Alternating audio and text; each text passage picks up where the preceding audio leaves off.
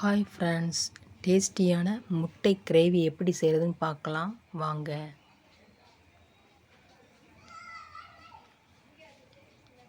அடுப்பு பற்ற வச்சு ஒரு வாணலி எடுத்துக்கோங்க. வாணலி சூடானதுக்கப்புறம் தேவையான அளவு எண்ணெய் சேர்த்துக்கோங்க.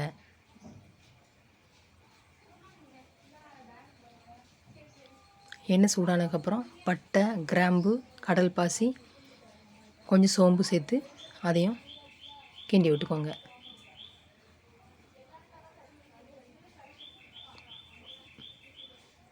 ஒரு ஸ்பூன் சீரகம் சேர்த்துக்கோங்க.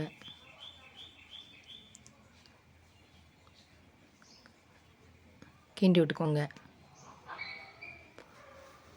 தட்டி வச்ச இஞ்சி பூண்டு சேர்த்துக்கோங்க. அதையும் பச்சை வாசனை போகிற அளவுக்கு நல்லா கிண்டி விட்டுக்கோங்க.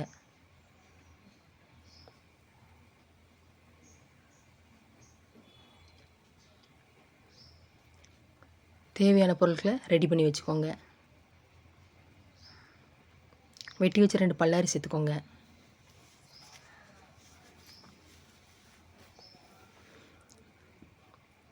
அதையும் நல்லா கிண்டி விட்டுக்கோங்க.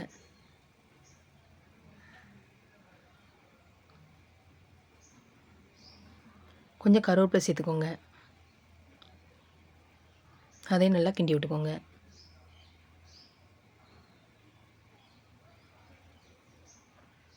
வெட்டி வச்சு 2 தக்காளி சேர்த்துக்கோங்க.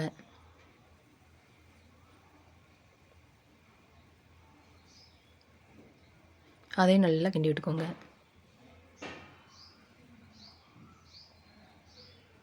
தக்காளி வேக கொஞ்சம் கல்லுப்பு சேர்த்துக்கோங்க.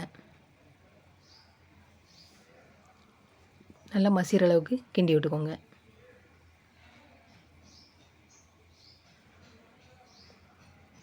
அரை ஸ்பூன் மஞ்சள் தூள், 1 ஸ்பூன் தனி மிளகாய் தூள், அரை ஸ்பூன் கறி மசாலா, 3 ஸ்பூன் குழம்பு மிளகாய் தூள் சேர்த்து அதையும் கிண்டி விட்டுக்கோங்க.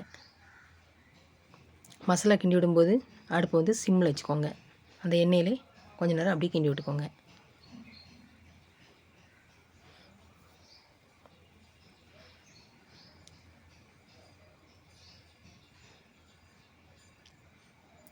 கொஞ்சம் தண்ணி சேர்த்து பச்சை வாசனை போகிற அளவுக்கு நல்லா கிண்டி விட்டுக்கோங்க.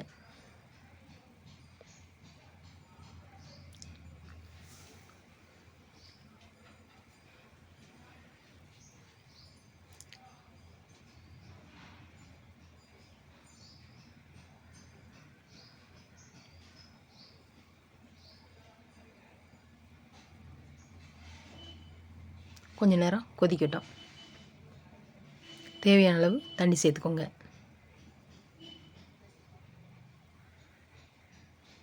நல்லா கிண்டி விட்டுக்கோங்க.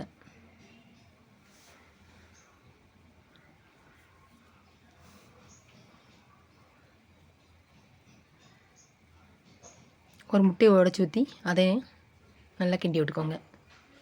இந்த டைமில் இந்த மாதிரி முட்டை உடச்சி ஊற்றுனீங்கன்னா குழம்பு டேஸ்ட்டாகவும் இருக்கும், சாப்பிட்றதுக்கு சூப்பராகவும் இருக்கும்.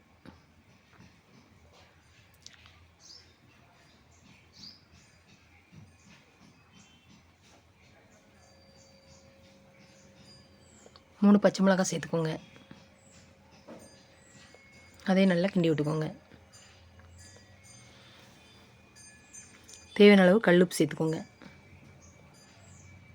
அதையும் நல்லா கிண்டி விட்டுக்கோங்க.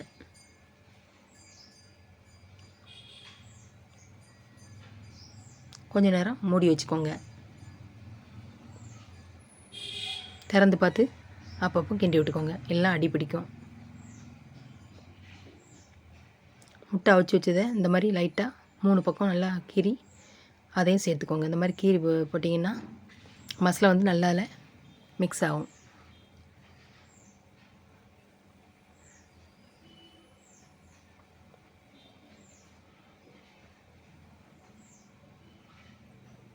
முட்டையை சேர்த்துட்டு லைட்டாக இந்த மாதிரி கிண்டி விட்டுக்கோங்க.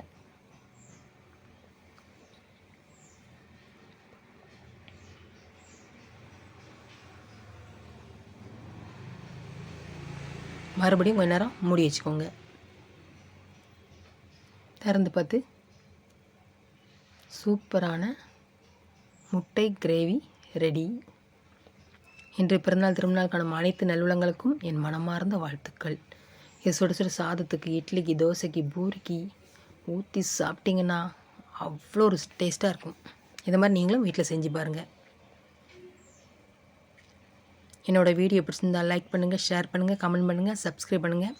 வீடியோ ஸ்கிப் பண்ணாமல் பாருங்கள். தேங்க்யூ. பாய்.